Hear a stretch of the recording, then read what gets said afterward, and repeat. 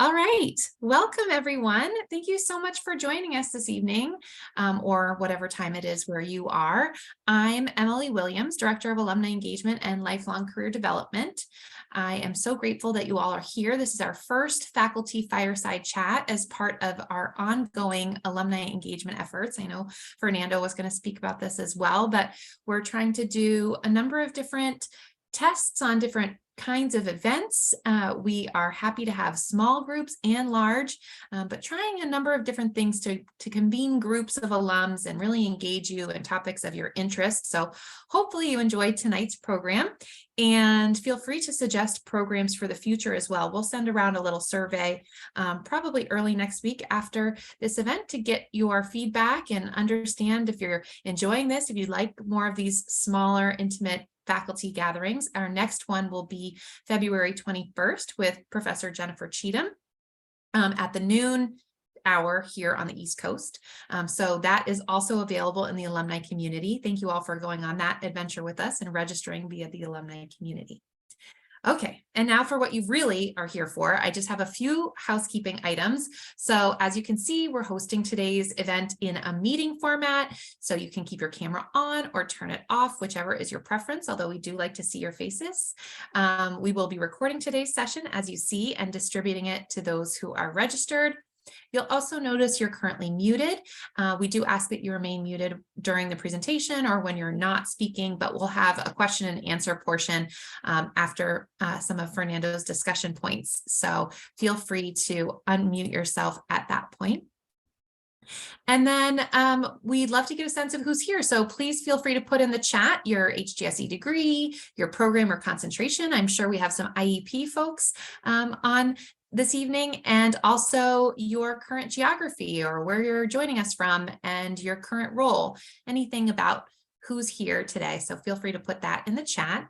And lastly, we do have closed captioning available. So if you want to enable that, click on the CC/live transcript button at the bottom of your screen, and then click on show subtitle. You can also turn off subtitles by clicking on the live transcript and then clicking hide subtitle. And now I will introduce today's speaker and facilitator, although I am certain he does not need any introduction to this group, the Ford Foundation Professor of the Practice of International Education and Director of the Global Education Innovation Initiative at Harvard University, and HGSE faculty member, and also, I have to say, an alum, of course, Dr. Fernando Reimers. So please join me in welcoming Fernando. Thank you so much, Emily, for the kind introduction. And let me, before I dive in, first thank Emily Williams and Julie Voltaggio for their leadership in creating opportunities like these that bring graduates of the school together. As a graduate myself, I've long thought that graduates of Hoxie are really the best part of the school. And the reason that the best part of the school is because all of you are transforming educational opportunity every day with your work.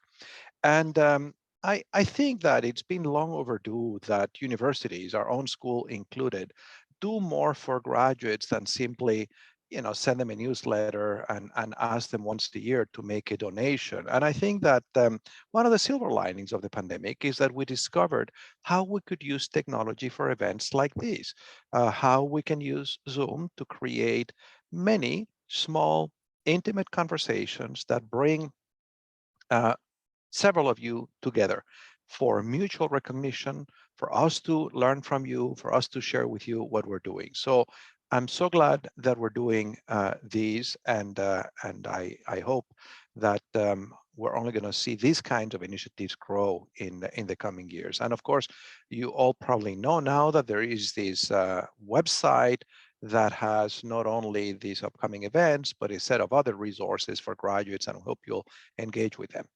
Okay, so my goal is not really to give a speech, although I'll say a few words and raise some questions, is really to invite all of us to have a conversation. So if you wanted to turn on your camera, it would give me more of a feeling that you're sitting around my kitchen table, which is where I'm sitting right now.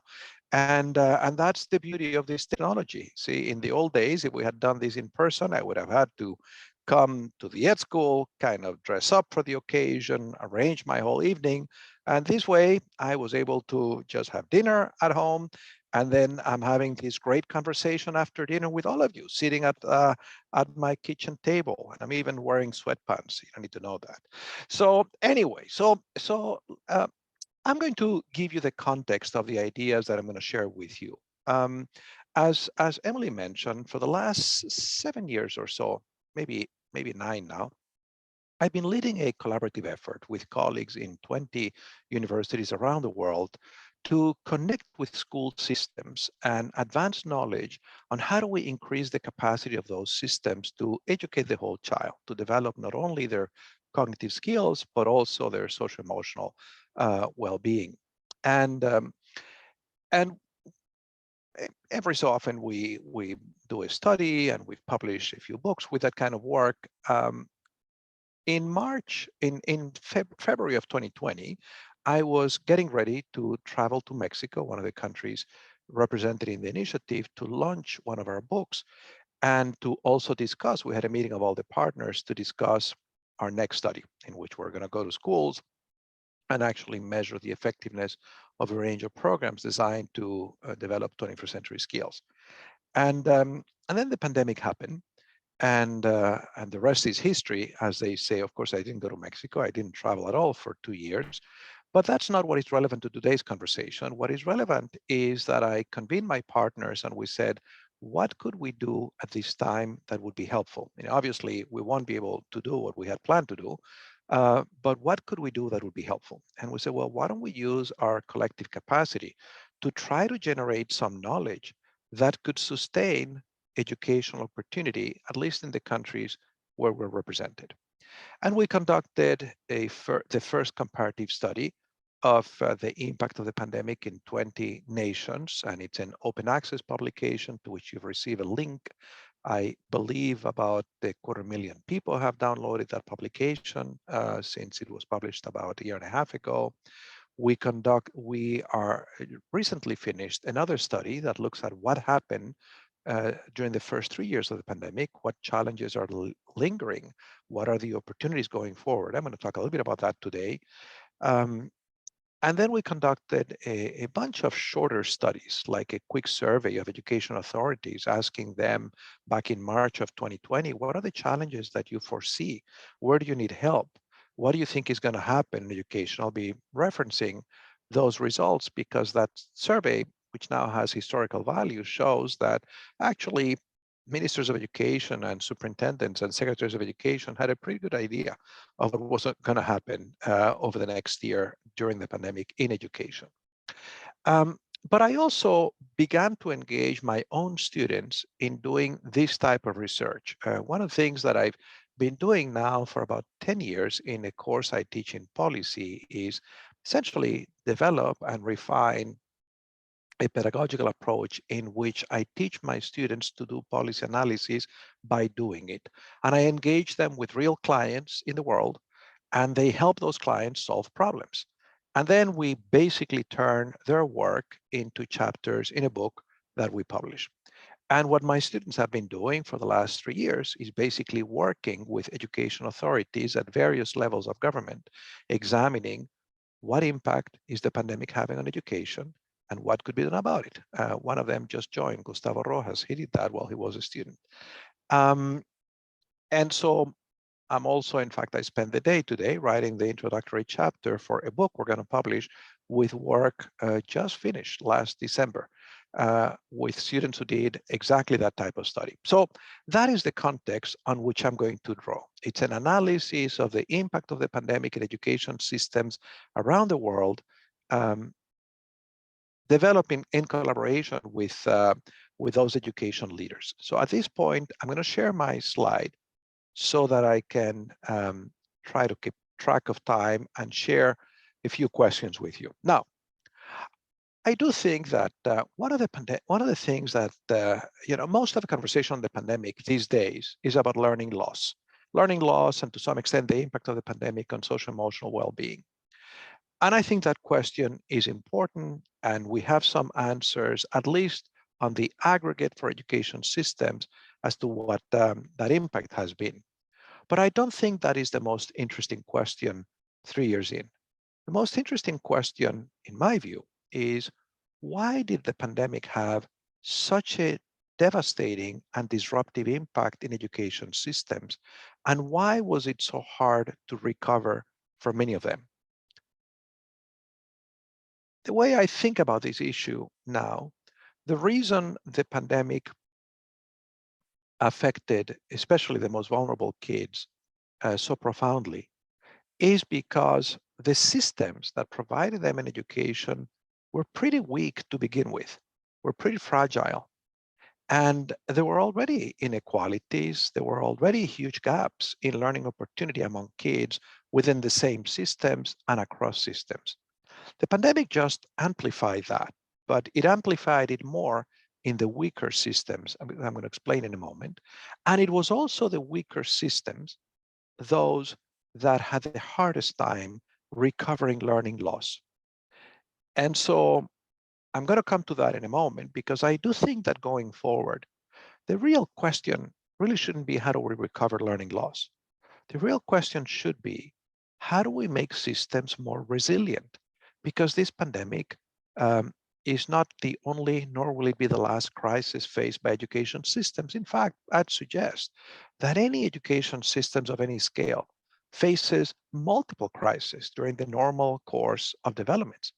And if a system is weak, fragile, incapable of sustaining opportunities faced with that crisis, it is going to continue to reproduce the inequalities that the pandemic just made visible and amplified. So I think we need a new way to think about why this pandemic had the impact that we had. Certainly, we can go back in time and wish that we could have been in a parallel universe.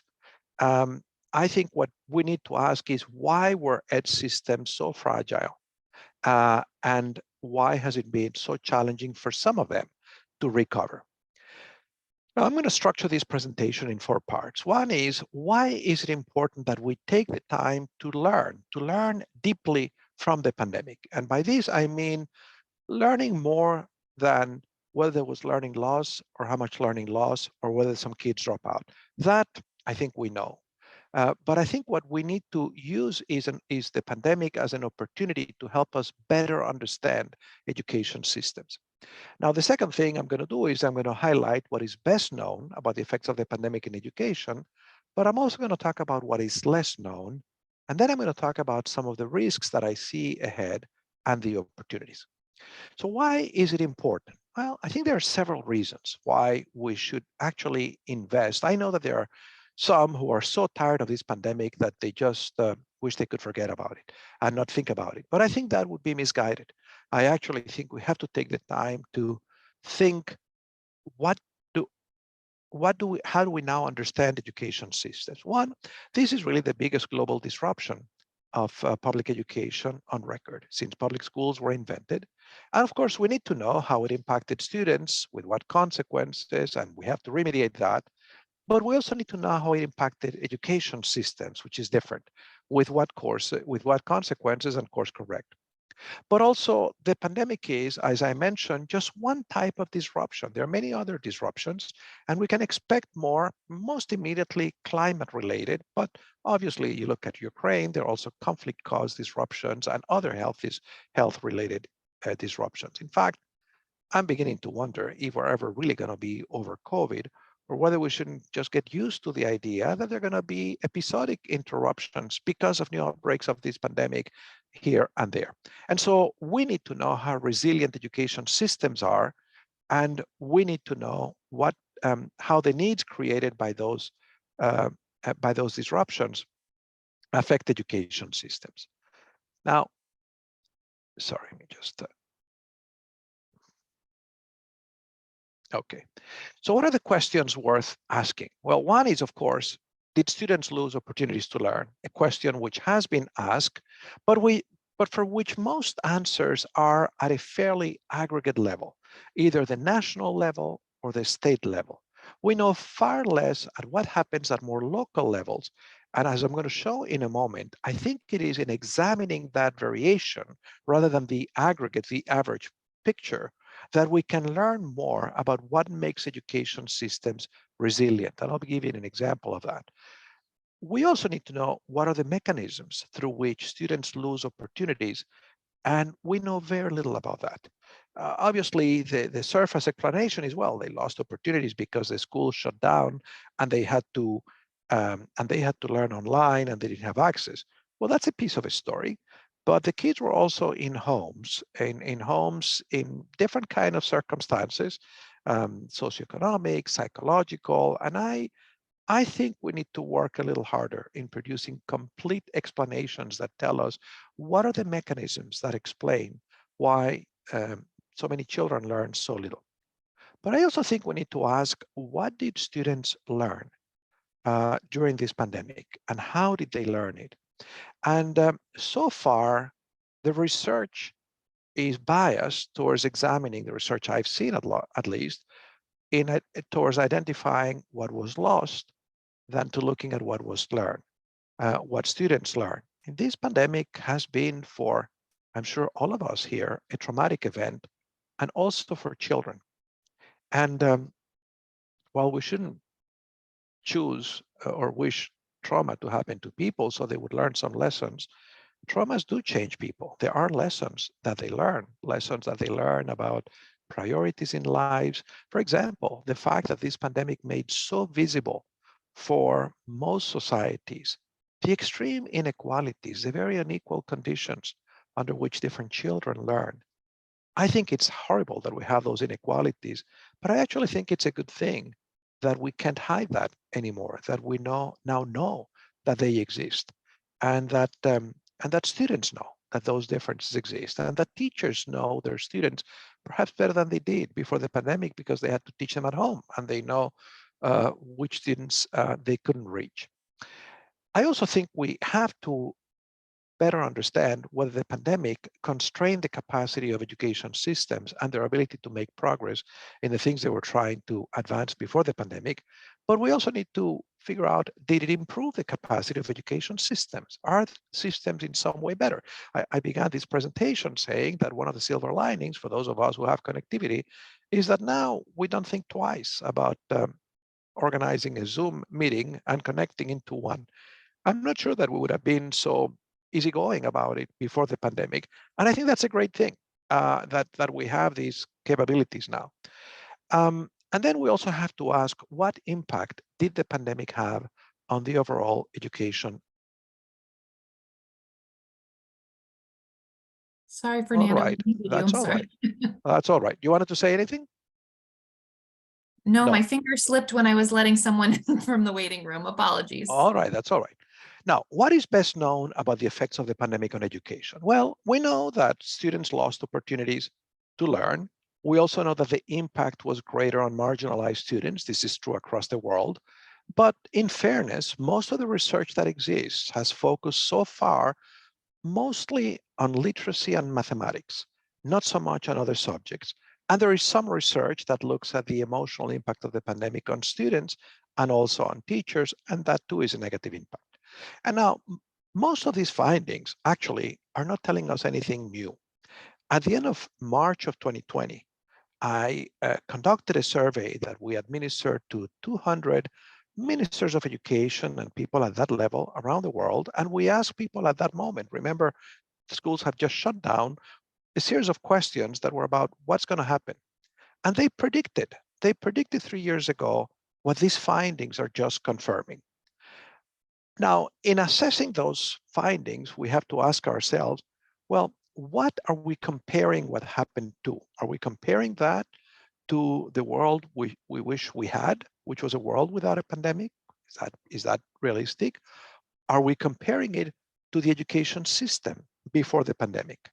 And now that big picture, this is the report that presents that big picture. And here's an example. These were a rank order from most important to least important, the challenges that these system level leaders anticipated the priorities that the pandemic was created to ensure the continuity of academic learning for students, to provide professional support to teachers, to ensure the well-being of teachers. Anyway, you can read the rest, right?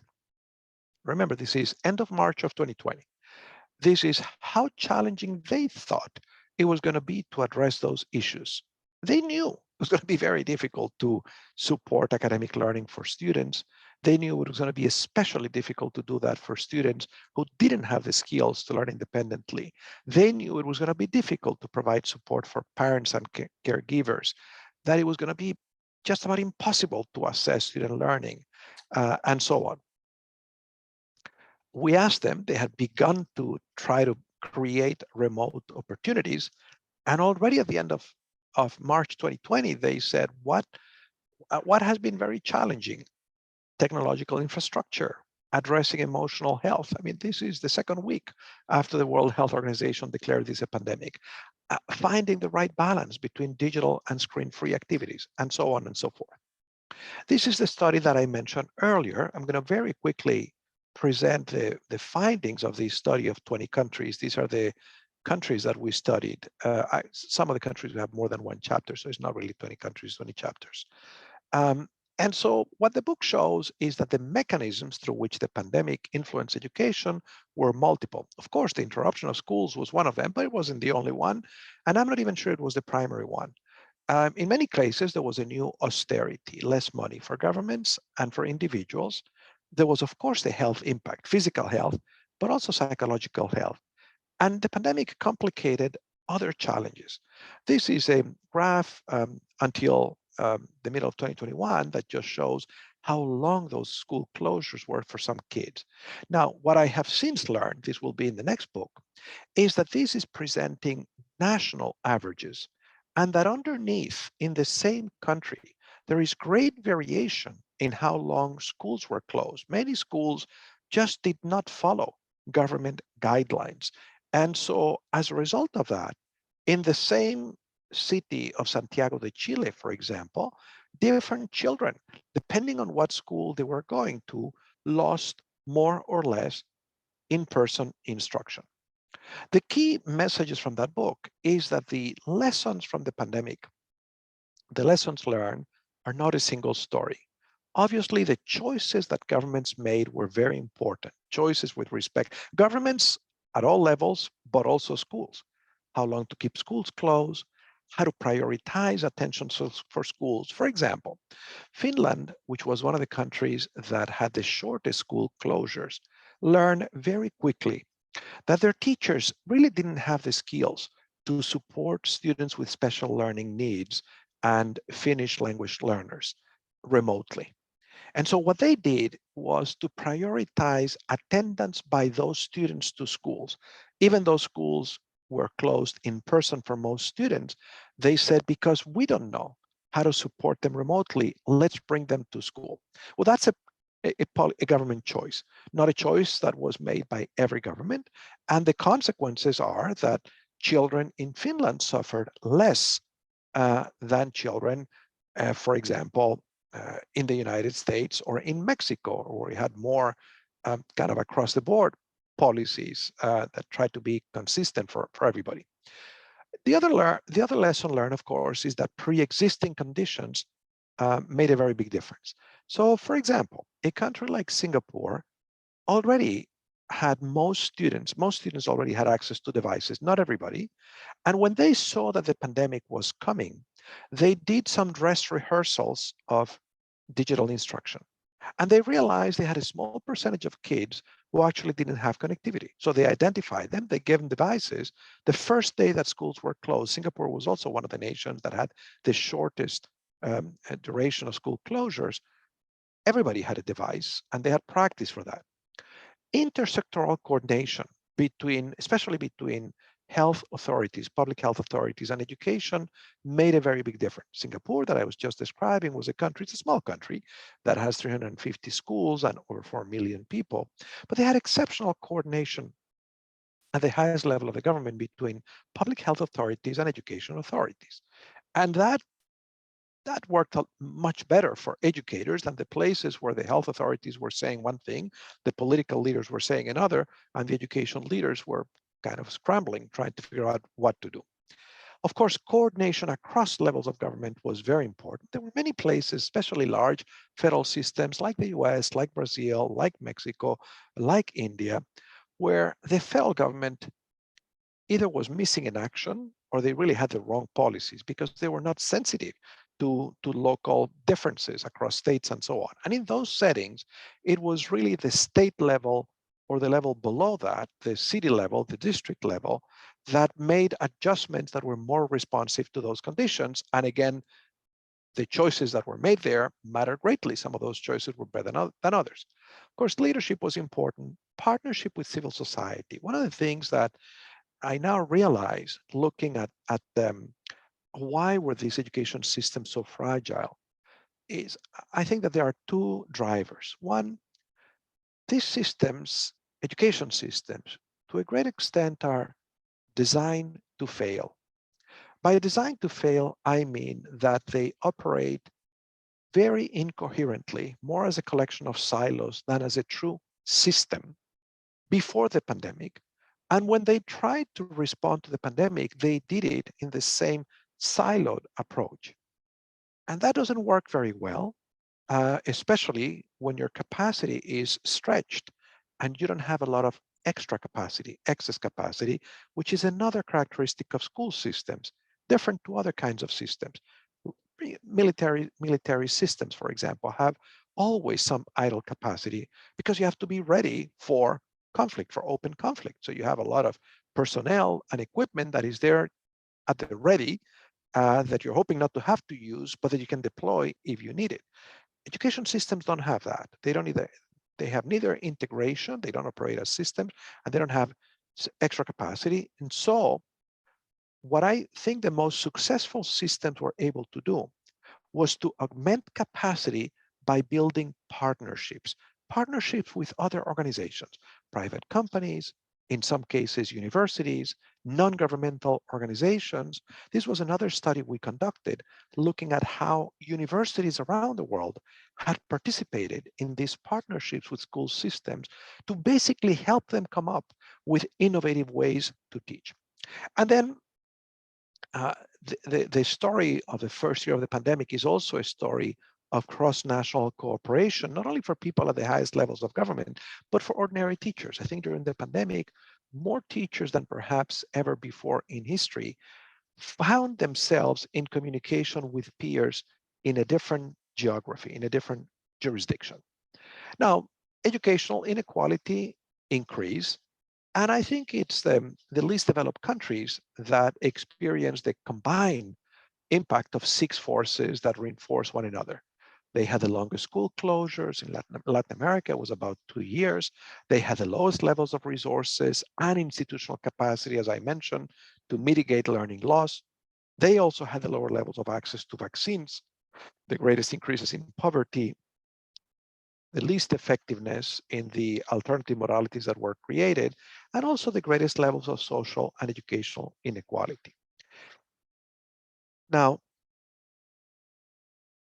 I think this is in part why we saw inequality increase. So the pandemic produced what is known in sociology as a Matthew effect. It comes from Matthew 25, which basically says those who have will get even more, and those who don't will lose even that.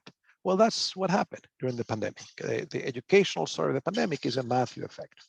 Now, what do we know less about? We know less about, and we're paying less attention to the silver linings. And what are the areas that I think we should be exploring? One is, why is it that students in some systems actually didn't lose learning opportunities or recover them very quickly? I'm going to give you an example just now. Was there anything valuable that students learned or teachers learned during the pandemic? Did the pandemic constrain the capacity of systems to advance what they were doing? Did it improve the capacity in some way? And what impact did it have on the overall agenda? So let me address the first issue with an example. In some systems, especially if you say when you try to present an average picture of the pandemic, you look at a country or you look at a state, and we forget that averages are just one way to represent the distribution. But sometimes a measure of the variance of the distribution is more informative than the average. And I think that is the kind of analysis we should be doing. For example, when we look at learning loss. And in one of the chapters of this forthcoming book that looks at 3 years into the pandemic, We do that for every municipality in Brazil. And what we find is that in some municipalities, there was no learning loss. And let me give you that example. So here it is. So this is a comparison between the percent before and after the pandemic, be in for 4 Brazilian states, of the percentage of students who are reading below the most basic level, right? So basically the story for those states, the average story, is that the children who were below foundational literacy, the percentage of children double. This is the story you hear in the newspapers just about everywhere. What you're not as likely to hear in the newspapers is the following story. If you look at two different municipal networks within one of those states, two municipal networks, you look at uh, the, the, those networks have much higher levels of performance. So these, what you have here is Machados and Pernambuco, right? And what you see in dark black is, so Machados is the state, Pernambuco is the municipality, Curipe is the state, and am I saying this right? No, it's the other way around, I'm sorry. No, that's correct.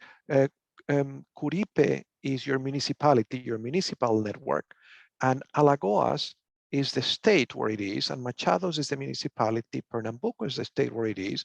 So these are municipalities that have much lower percentage of kids who read below grade level than the average for the state, right? And the reason they have those lower levels is because they've been doing three very simple things, which I'm going to describe. They were doing those things before the pandemic. And for that reason, those municipalities had been increasing over time before the pandemic. What were they doing? Well, they were assessing student literacy skills, and they were using those assessments to provide professional development for teachers. They had created a system of monitoring and supporting schools. They had created the figure of an instructional coach that was visiting schools and working with the principals and with the pedagogical advisors in the school to help them figure out how, what to do differently, how to teach literacy differently. They had institutionalized periodic assessment, and they had implemented a concept of tutoring, basically extra instruction for the kids who are falling behind. They were doing this before the pandemic. Now, that explains why those systems were overachievers, performing better than the states they were in. Those systems also experience a lot lower learning loss and recover much faster than the other municipalities in the same states. So I hope this example illustrates what I was trying to say when I said the educational impact of the pandemic was not just the impact of the pandemic, was the impact of the pandemic on systems that were not functioning well, and where systems were doing the right things, such as the ones you see here. Either the kids didn't suffer as much, or if they did, they recover very quickly. All right. There were also a number of innovations that happened during the pandemic, but I mean a lot. And one of the things that I did with my colleagues was to begin to document those innovations. And just in the first 3 months, we put together a catalog of 45 innovations. We did that with colleagues in the OECD and the World Bank. And we did publish that as a book, but we had basically published these case studies that we disseminated, and we're just documenting what municipalities, what states, what countries, what networks of schools were doing. And then I was so struck that during such a difficult time, there could be such creative things that I repeated that type of study a year later. So that is 2021. And I basically looked at 31 innovations through the lens of a set of ideas contained in a recent publication of UNESCO about what should the future of education look like. In other words, what we said was, let's not look at the pandemic as this moment of great loss. Let's actually look at the pandemic as this moment of a renaissance, as this moment of disruption in which some things happen that make sense in terms of solving some of these challenges. And what these 31 innovations are all about is they are largely about using various forms of technology to support student-centered learning. Some of them, not most of them, are about supporting deeper learning. Most of them are about supporting social emotional development and well-being of kids. All of them are about supporting teachers and school principals in a way that makes sense continuously and providing just-in-time support in their schools. And many of them are about building better collaborations between families and schools. This is this UNESCO report. I'm not going to dwell on it. Now, let me just conclude talking about what are some of the risks that we face. Well, obviously, we do have to close these learning gaps that we're creating, and we have to make sure that kids can recover what they didn't learn. And we have to address the mental health challenges triggered by the pandemic, which I think we haven't sufficiently studied. Education systems at the same time have to do more than that. They have to become more resilient. They have to see this moment as a moment of transforming themselves so that there would be more coherence and more capacity to face future disruptions of any sort. But we're going to have to do that in a context of austerity. In the US, we haven't yet experienced that because the government has essentially been borrowing money to try to make sure the economy doesn't go into a full recession. But at some point, there is a limit to how much money you can borrow. And that limit is already being experienced in some countries around the world. So I think the next decade is going to be a decade of financial austerity for education systems. And of course, a lot of the staff working in education is flat out exhausted for many reasons. But we also have to remember we have to maintain high goals for schools. I think one of the unintended consequences that I have observed is that because of this concern with losses in foundational learning, we have lowered our expectations about what education systems should do. So for example, because this was the focus of the global initiative, I had been seeing just in the last decade more and more education systems recognizing that education needs to cultivate a breadth of skills that prepare students not just for work, but for life, for sustainability, for citizenship. And I see in many ways a setback under the burden of recognizing how much has been lost in the basics of reading and math. I think there are some opportunities ahead of us in this pandemic. The main one for me is to strengthen the resilience of education systems, to make them behave more than systems. And these are 7 things that I believe the pandemic made evident. They're not necessarily new knowledge, but they were things that they were not front and center. I'll give you an example on the importance of communication between schools and homes, right? You might say, well, this is a no-brainer. Well, even a country like Finland, which has a fairly resilient system and a fairly coherent system, realized that their system was not uh, uh, sufficient to maintain the opportunities of the most vulnerable kids, those with special needs and recent immigrants who didn't speak the language. So now they've made that a priority, but they realize that the first thing they need to do is they need to develop a shared understanding of what inclusion means. Everybody talks about inclusion, and it turns out different people mean different things by inclusion. And they need to do that in particular if schools and homes are going to be in the same page. So none of this is rocket science. We knew these things before the pandemic. We now just know how important these basic things are to help system have some coherence. So I think those are the ideas that I wanted to share to just get us going. I apologize that I went a little over the time I had scheduled. And now I want to hear from you, your reactions to what I've shared, your own insights, your own questions, your own wonderings. So let me pause here and maybe I'm going to remove my own spotlight so we can all see one another. Gustavo, so good to see you here. Gustavo was a student of mine. He participated in one of these studies that I mentioned at the outset, I think before you came, Gustavo. Good to see you too, Professor, and good to see some good friends also on the screen. I see Eric as well, yeah.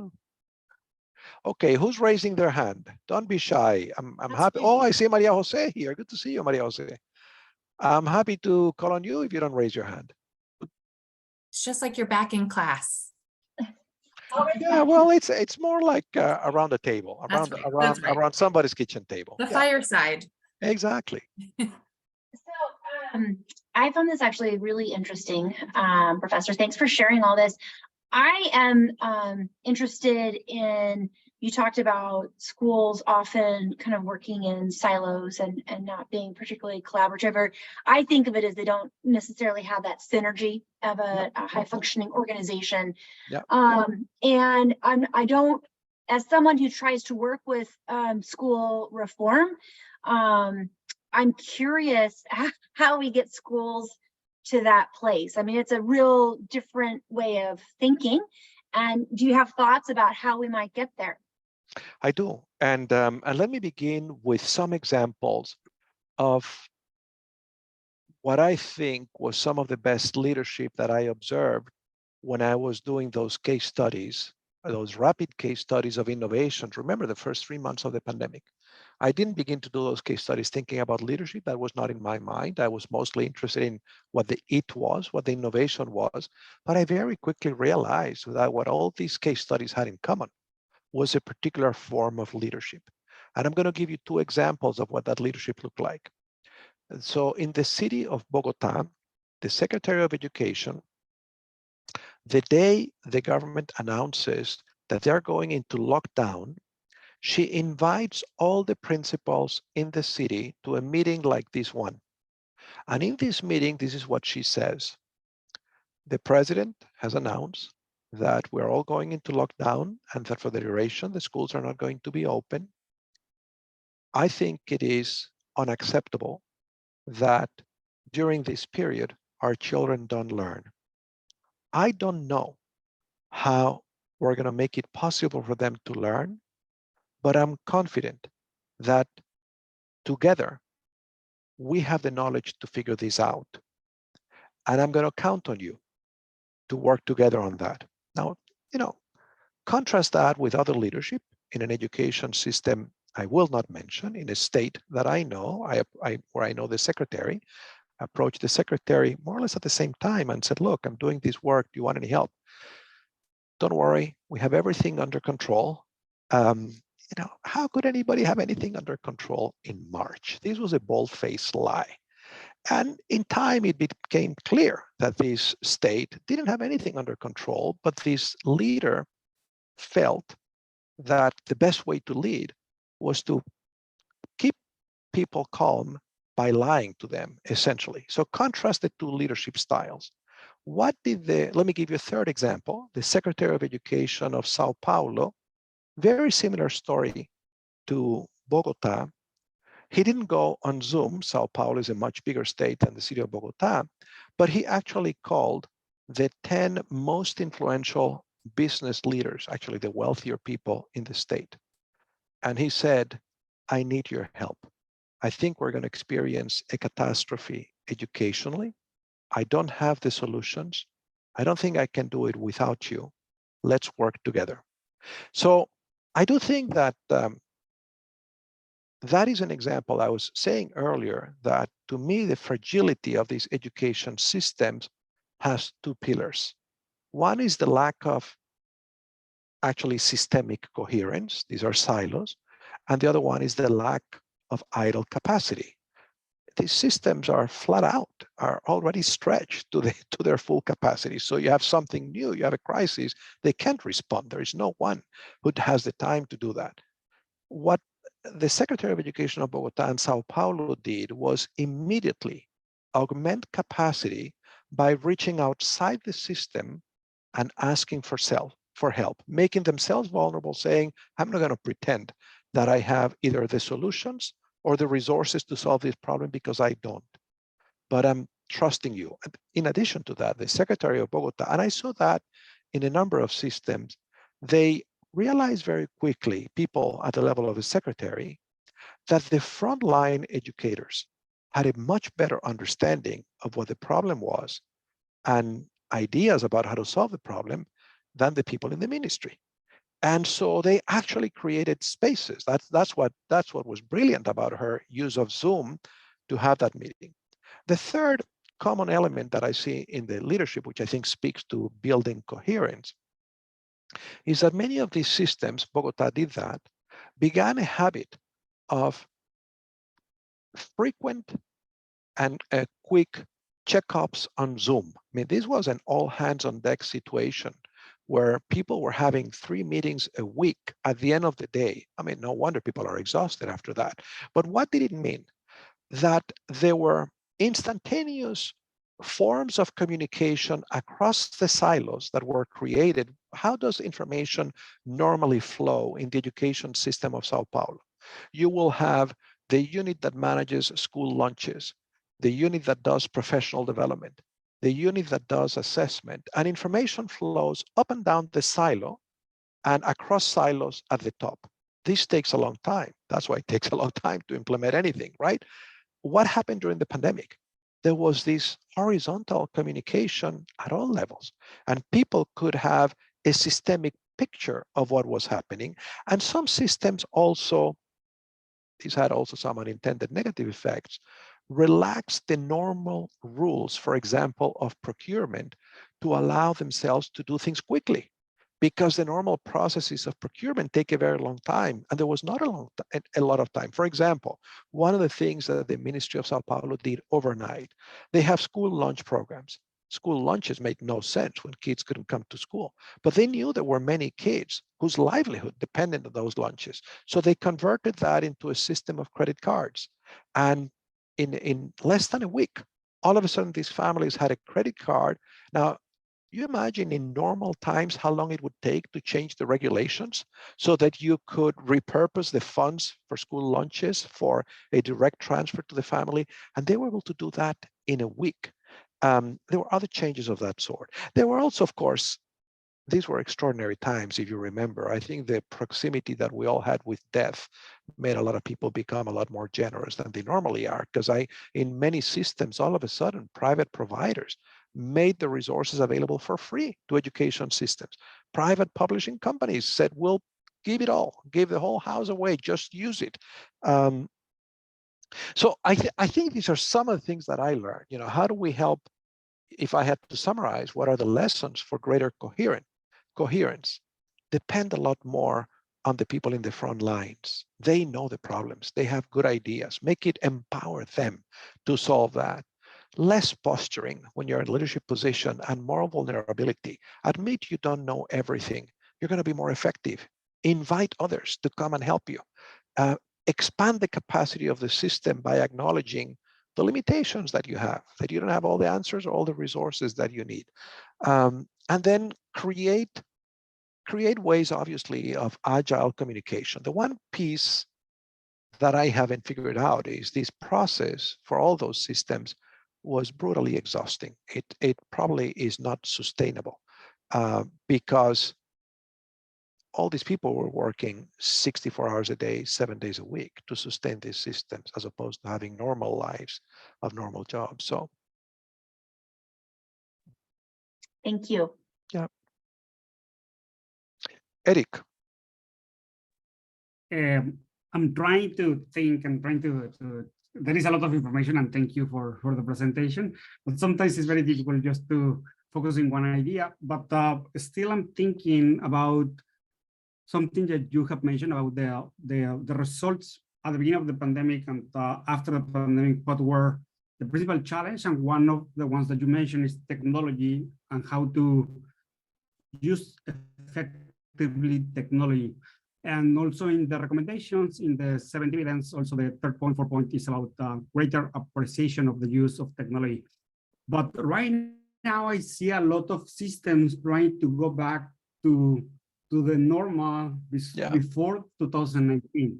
In that way, that's for me, I totally understand the technology and I love technology, you know that, but I don't see that approach with a lot of systems. And also thinking out that we are changing the rhetoric of COVID to a rhetoric of recession, that we don't have money to do many things. Yeah. In that way, I'm trying to figure out how to better speak with authorities and with governments about not missing the point of seeing so many challenges during COVID and trying to go back to something that was still not working before 2018 and everything that has to change Yeah. and, right now after the pandemic. And I'm trying to figure out if someone is trying like a hybrid system, not every day, in the way you are mentioning the idle capacity, in the way online technology can offer that part, but if you change the system in the way you have 5 days in one school. But have you seen any changes dramatically So I think happening at a big level, I see the same thing that you see, Eric. And my own sense, having spent a lot of my time over the last 3 years just studying and thinking and writing about this period, as I reflect on the last 3 years, I have a sense that the first year, it makes no logical sense, but that the first year, there was a lot more creativity and innovation than the last year. I do see this pull back that you're describing of trying to recover what we had, as if the only problem is the learning loss. That's where I began my presentation. I don't know if you were here, saying, I don't think that's the right framing of the question. The right framing of the question is, why were the systems so weak to withstand the pandemic and to recover quickly? That is what we need to fix, not the learning loss.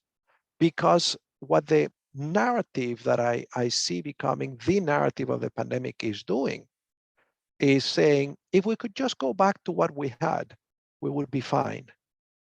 And the reason the pandemic has been so devastating is because what we had before the pandemic was not good for many kids. It was not as visible as it is now.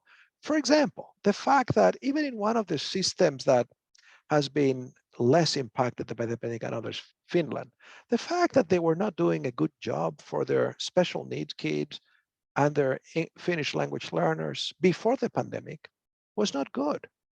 They didn't talk about it. They didn't realize they had a problem. The pandemic helped them realize they had a problem.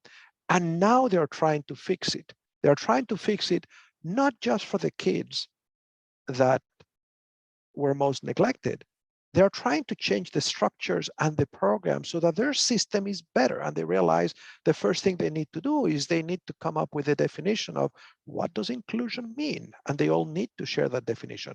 To me, that is the kind of progress that we need to see across the board in all systems. It is about understanding why were these systems so fragile to begin with.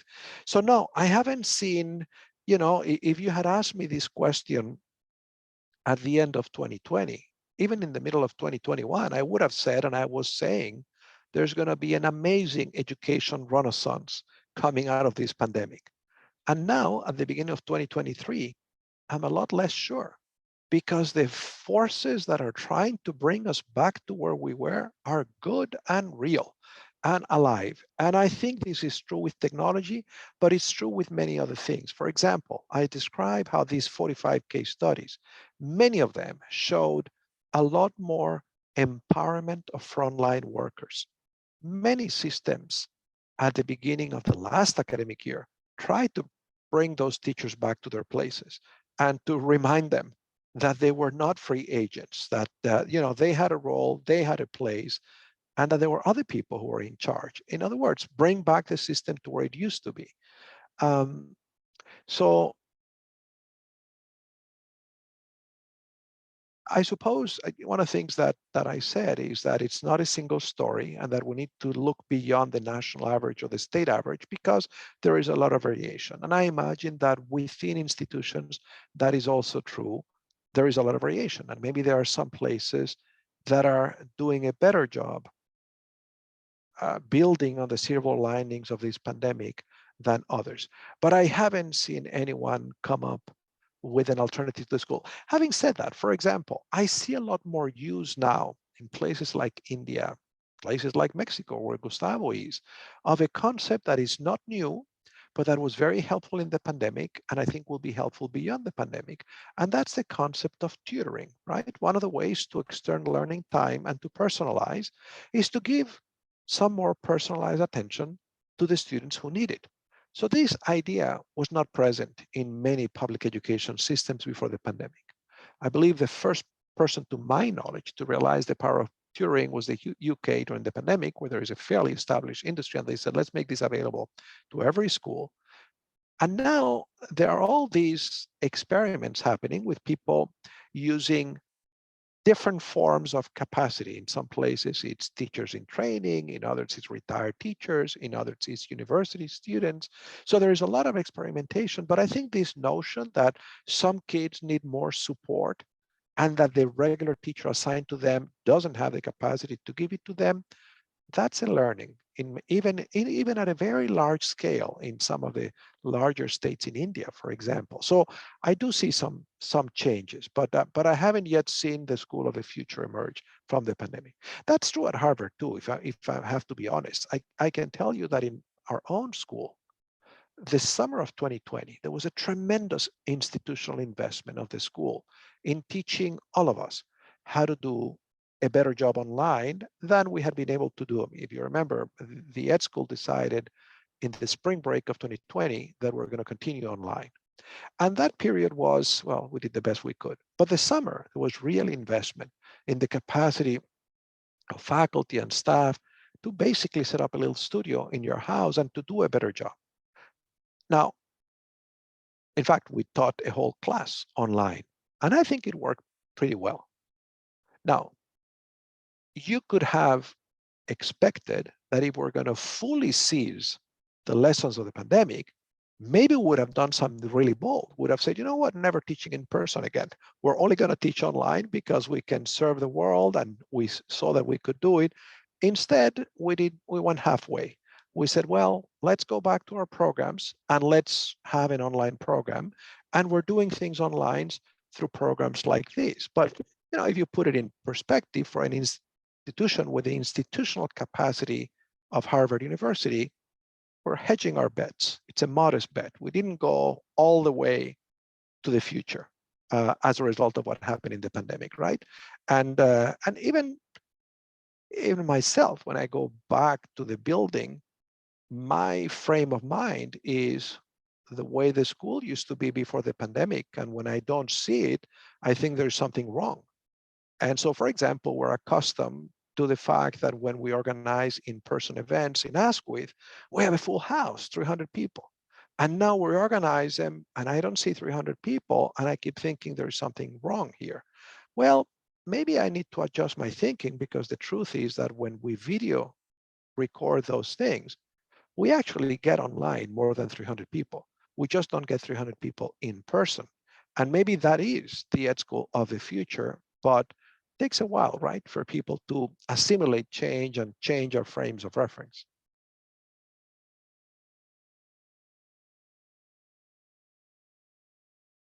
Other thoughts?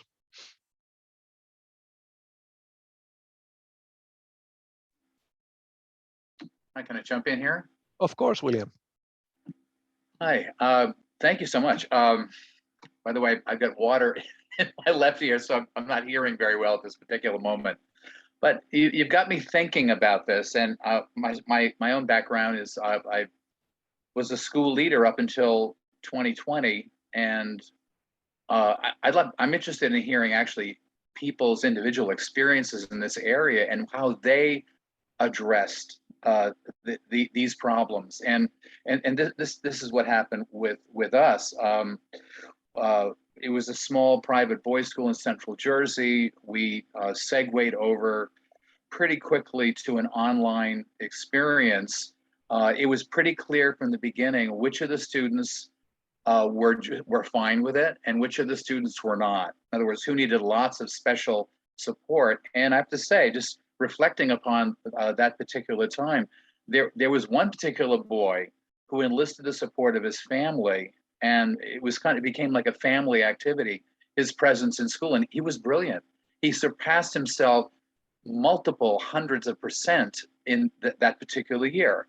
So what was it? You see, your mastery of kind of the political details, financing, governmental, it really is quite brilliant. It's not my thing really. But I tend to look at things from the perspective of problem solving, and problems don't all get solved the same way, and they certainly don't all get saved by having money thrown at a problem. I mean, it's a good way to get money when there's a problem. It's a good way to attract more money, but that doesn't necessarily guarantee that that's going to lead things in a really productive direction. So ultimately, what happened is that my wife was had a very strong point of view about my kind of exposing myself, in my particular age group and the whole COVID piece. So my solution, just one piece of this, the drama, the educational drama, around the country and around the world, is I reinvented myself as a novelist, and I actually ended up writing 8 novels in the past 2 years, and that's really where my energies have gone. So my point is this, and I made a comment, kind of a bit of a cryptic comment in the notes. Maybe you saw it, but I have always tended to look at the whole educational process as one of inner motivation.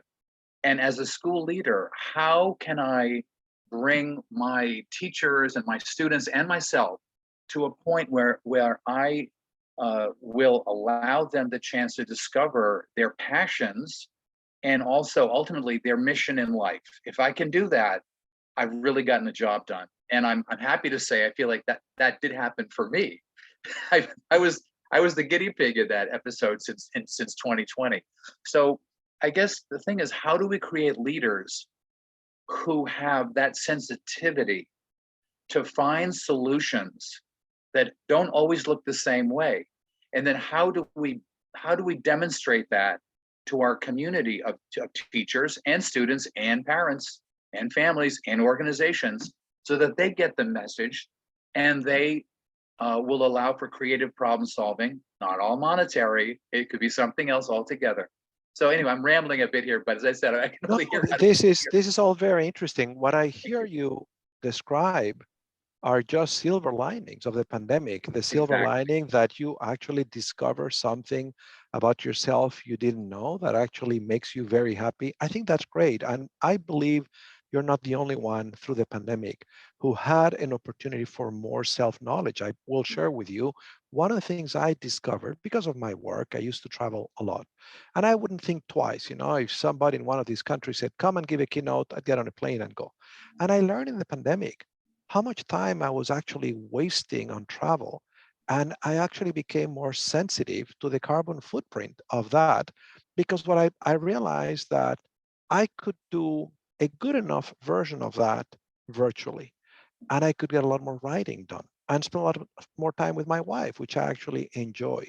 And so that process of 2 years of not traveling, now my routine answer when people say, hey, would you come here? We have an event. I say, how about if I do a web conference? I don't need to pollute the environment, getting on a plane to go to your country, come back and waste 2 days of my life when I can do a 1 hour or 2 hour web conference, which of course is not the same as being in person, but it's good enough. In terms of what I get out of those engagements is good enough. So that's my equivalent of your learning. I too discovered that I actually enjoyed writing a lot more than many of other things that I used to spend a lot of time in. And now, so I think that for many of us in education, the pandemic was an opportunity for more self-awareness, more, and I think it had to do not just with the fact that you had more time with yourself, the fact that you thought that we all thought for at least 10 months that we could lose our lives. And then we said, okay, if I know that I could die tomorrow, what is it that I want to be doing now? And is it getting on a plane to go give a lecture somewhere is what I want to be doing or what would I rather stay in town near my wife, actually have dinner with her and write something, or or talk to my students or something. So, and the other silver lining, of course, is the discovery of your students who engage their family in their learning. But see, what I wish more institutions had done, and I'm not aware of many who have done that, would be to provide a space for all of their staff and their students to say, let's think about some good things that we learned during this period. Why were they good? What implications do they have for how we work going forward? Because maybe some of these things were good. We discovered them in the pandemic, but they're not pandemic specific. They're good things. The fact that you are a good writer and write novels, you discover it in the pandemic, but it doesn't need to happen during a pandemic. And I think instead, we have allowed this narrative about the learning loss to crowd all the space about the pandemic. And that's all we're talking about. And we forget, that's why I posed those two questions that I said, what are we comparing the status quo with? The world without the pandemic? Have we forgotten that it was not so great? A world in which a pandemic hadn't happened? What kind of world is that? So I guess thank you for sharing that. And I agree with you that there are good things that have happened. Even if it's just helping us be a little bit more intentional about how we spend our time with our students, with our colleagues, that's a good thing, right? A great thing. And it makes us much better educators too in the long run, wouldn't you say? Well, it depends on what the goals are, see?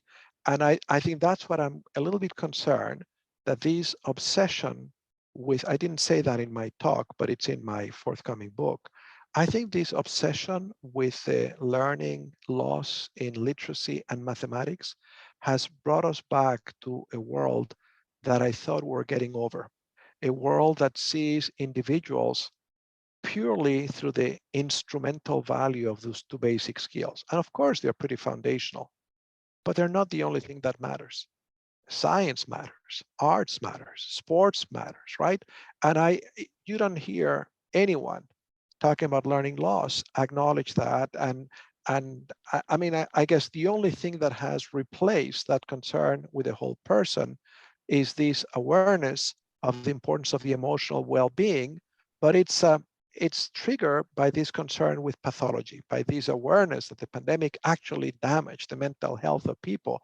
So I think we have replaced a concern, a growing consensus that people are multidimensional and that education should help them cultivate all those dimensions, with a concern that says we've got to help people recover their mental health challenges and teach them to read and write and math.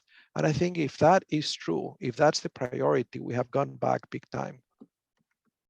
Yeah, the name that comes to mind, I'll be done here, is Howard Gardner and the multiple intelligences. If we were really addressing all of the intelligences in the way that we educated, then these blips would really not be as significant as some people claim that they are, because we would always be developing ourselves. Because see, and you're getting back to what does it mean to build a resilient system? If we ask ourselves, why did some children have such a hard time learning during this pandemic? Because we have taught them to be so dependent, so scaffolded, so led through the nose, that the minute they couldn't have their teacher every 5 minutes with them, they were lost. I think that's one of the ways in which we should interpret what happened here. You know, there is good evidence from before the pandemic. The OECD conducts these surveys of teachers in which they ask them, you know, what pedagogies do you use? And it's very clear that most teachers are pretty good at using teacher-centered pedagogies. But when it comes to things like engaging your kids in something that involves some risk, working with teams, working on projects that take more than a week, on average, only 30% of the teachers do that. This is in the US, 30% of the teachers. And I've asked these questions of educators. I remember attending one of the meetings of the ASCD Conference 1 on this topic, and I shared those findings to a group of ed leaders. And I said, can you explain to me why? And one teacher put it, said, oh, I can tell you. It has everything to do with the terrible relationships between communities and teachers. She said, I began my career as a language teacher. And I used to give my students riddles, and I would let them struggle with a riddle for a few days, maybe a week, until they solve it. She said, if I were to do that now, I would have a parent coming to my principal the next day threatening to sue because I'm torturing the students. So I don't run any risks. I don't give my students any challenges because I don't want any problem. I mean, that is terrible. It's an indictment of what our education system has produced. And what it produces are people who are quite unable to deal with uncertainty. Anyway, I think we've gone a little bit. I'm happy to stay a little longer, but I think you probably want to do other things, and I have to teach a class tomorrow morning. So I want to thank you all for coming on a Wednesday night to this conversation after dinner. We should do it again sometime.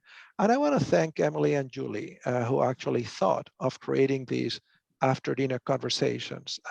This is great. I very much enjoy meeting some of you and your comments and your questions. And I hope we'll do it again. Thank you, Julie. Thank you, Emily. Thank you, Fernando. Thank you all for joining us. We really appreciate it, and we hope to see you again soon. Bye, everyone. Thank you. Bye. Bye. Bye.